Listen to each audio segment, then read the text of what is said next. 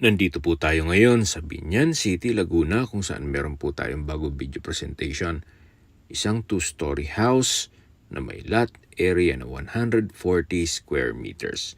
Ito po ay corner lot at may floor area na 88 square meters.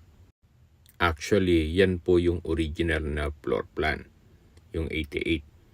Meron pong extension ng bahay, then may kasamang patio, kaya ang kabuang floor area po ay 100 square meters more or less.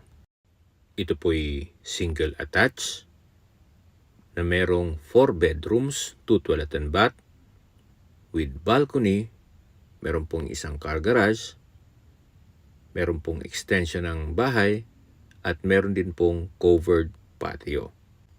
Binebenta po ito ni owner sa halagang 7.5 million pesos.